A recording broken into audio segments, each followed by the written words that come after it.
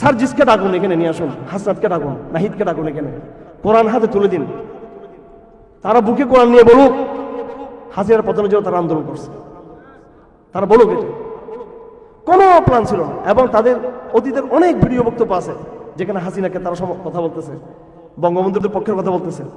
কল্পনা করে নাই। সেনাবাহিনীকে রাখুন, কল্পনা করছে কিনা? কল্পনা করো নাই, কেউ কল্পনা করো নাই, এটা কেউ কল্পনা করো নাই। কিন্তু এমন, এবং আপনারা সবাই জানেন যখন হাসিনা যখন আদালতের মাধ্যমে করার পক্ষে রায় দিয়ে দিল, সবাই আমরা বলছিলাম কিনা যে আন্দোলন শেষ, বলছিলাম কিনা আমরা? এবং আসলেই তারপর আন্দোলন চলার তো কোনো কথাই না। প্রাইভেট বিশ্ববিদ্যালয়ের ছেলেদের কোনো ইন্টারেস্ট আছে? ওরা কি কোটা ভোটার কোনো, ওরা তো প্রাইভেট বিশ্ববিদ্যালয়, ওরা তো পাবলিক বিশ্ববিদ্যালয়ের ছাত্র না। ওরা কেন নামছে আন্দোলনে? ওরা কেমনে নামলো? তো এগুলো সুবহানাল্লাহ, এগুলো আল্লাহর পক্ষ থেকে। আমি একটা তথ্য আজকে দিতে বাধ্য হচ্ছি, হেফাজতের একজন কেন্দ্রীয় দায়িত্বশীল হিসেবে আমি ইসলাম মন্দির অনেকের সাথে যোগাযোগ করছি। আমি কিন্তু আমার ভাইদেরকে পাইনি। কিন্তু ওনারা আজকে এমপি হওয়ার জন্য স্বপ্নে একবার লালায়িত হয়ে গেছেন ওনারা।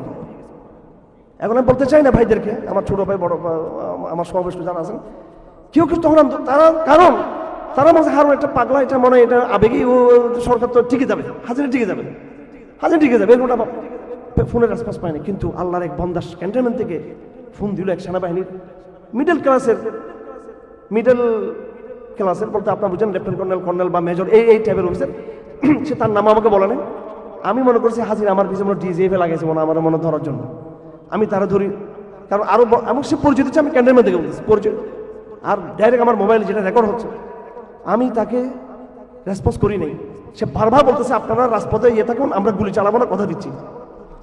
আমি আবার এটা তারা বললাম যে আপনি সরকার পতন করাবেন কি জন্য? ওনার তো অবদানও শেয়ার করা যাবে না, মডেল মসজিদ করছেন, কমি স্বীকৃতি দিয়েছেন, কারণ আমি তো জানি যে এটা হাসিনা লাগাইছে, এটা বুঝতেছিল তারা। আমি এটা তখন উনি হতাশ হয়ে বলতেছেন যে আমি শাহাদাত তামান্না লালন করি, আমাকে বিশ্বাস করুন। এবং আটটা কথা বলছে, বেদনাদায়ক কথা, 2-3 দিন।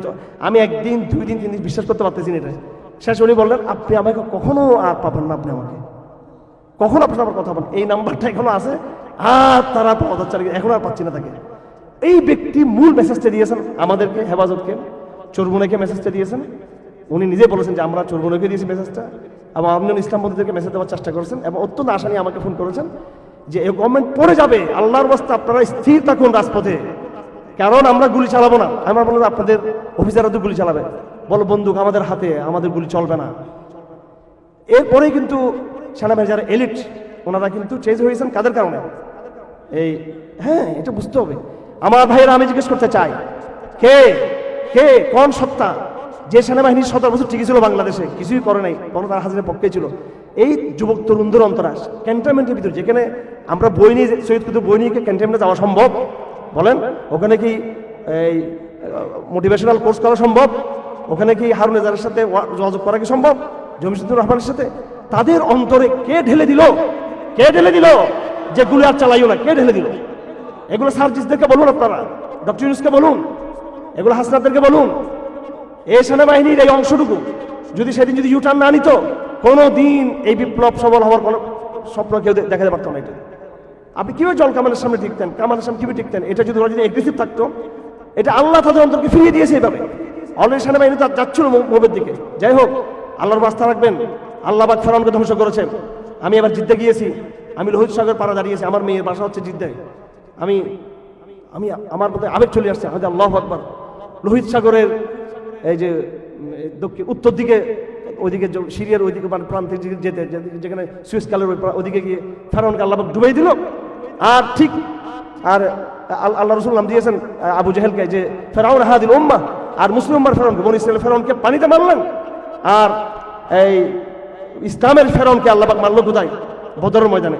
সেই বদরের ময়দানটা দেখতে গেলাম, এবার দেখে আসছি। ওখানে পুলিশ যেতে দেয় না, যেখানে আবু জাহেল আছে ওখানে যেতে দেয় না। ওখানে আবু জাহেল যেখানে জাহান্নামের গর্তে এখন আগুনে ফুটতেছে, ওর যেতে দেয় না। তো এই উম্মতের আবু জাহেল ছিল এই আরব, আমাদের নবীজির জামানার সে ফেরাউন, আর ফেরাউন ছিল মুসা ইসলামের জামানার ফেরাউন, আর হাসিনা ছিল বাঙালি মুসলমানের ফেরাউন। তো এইটা কিভাবে বুঝতে হবে? আচ্ছা, তো ফেরাউন তো চলে গেল, এখন কোরআন। এবার আসুন কোরআনের পার্সপেক্টিভ থেকে আমরা রাজনীতি বুঝতে হবে, আমাকে কোরআনের সাথে মিলিয়ে বুঝতে হবে। কোরআনে এবার কি বলা আছে? কোরআনে বলা আছে এবার বনী ইসরাইলের ওয়ানুরিদু আন নামুল্লা আলাল্লাযিনা ইসতুদঈফু, ওয়ানাজআলহুম আইম্মাতান ওয়ানাজআলহুমুল ওয়ারিসিন ওয়ানুমাক্কিন লাহুমুল আরদা ওয়া নুরিয়া ফিরআউনা ওয়া হামানা মিনহুম মা ইয়াহজারুন। আল্লাহ পাক বলেন এবার আমি ক্ষমতা রিপ্লেস করব। এবার ক্ষমতা, এবার পরাশক্তি শেষ, এবার নদীর ওপারে চলে গেলেন ফেরাও এই মুসা বনি ইসরাইল। আল্লাহ পাক তাদেরকে বলেন এবার তুমি নেতৃত্ব বুঝে নাও, তাওরাত নাও, বাইতুল মুকদ্দাস নাও, এবার জাতিকরণ করো। বনি ইসরাইল করলো বেয়াদবি। কথা ঠিক কিনা? ঠিক ফেরাউনের পতনোত্তর বনি ইসরাইল যে অবাধ্যতার পরিচয় দিয়েছে, আজ বিগত 1 বছরের কারগুজারি হলো এই বাঙালি মুসলমানও ফেরাউন থেকে মুক্ত হওয়ার পরে আল্লাহর সাথে ওই অবাধ্যতা শুরু করেছে, এই অবাধ্যতা বনি ইসরাইল করেছিল। সুতরাং আজকে বলে দিচ্ছি এই জাতির কপালে দুঃখ লেখা আছে কিনা, দুঃখ লেখা আছে। বনি ইসরাইলের সাথে যে আচরণ হয়েছে আমাদের সাথে সেই আচরণগুলো হবার আলামত স্পষ্ট। হাসিনা গেছে, সমাজ পুনর্গঠন চিন্তা করুন, শিক্ষা পুনর্গঠন, আইন পুনর্গঠন, শরিয়াকে স্টেবল করা, ধীরে ধীরে ধাপে ধাপে। আমরা বলছেন যে এই মুহূর্তে শরিয়াকে পরিপূর্ণ, কারণ মানুষকে বুঝাতে হবে। দাওয়াতের ক্ষেত্রগুলো ইয়ে করুন, আল্লাহর তাকবীরের ধ্বনি তুলুন। পাগল হয়ে গেছে ক্ষমতার জন্য, পাগল পাগল পাগল পাগল পাগল পাগল পাগল হয়ে গেছে ক্ষমতার জন্য, যার যার মধ্যে পাগল হয়ে গেছে। এবং অবাধ্যতা সবকিছু আছে, সব বৈধতা আছে, কিন্তু শুধু ইসলাম নেই, আল্লাহর কথা নেই। এটা বললে জঙ্গিবাদ, মৌলবাদ, এই জুজুগুলো এখন আছে।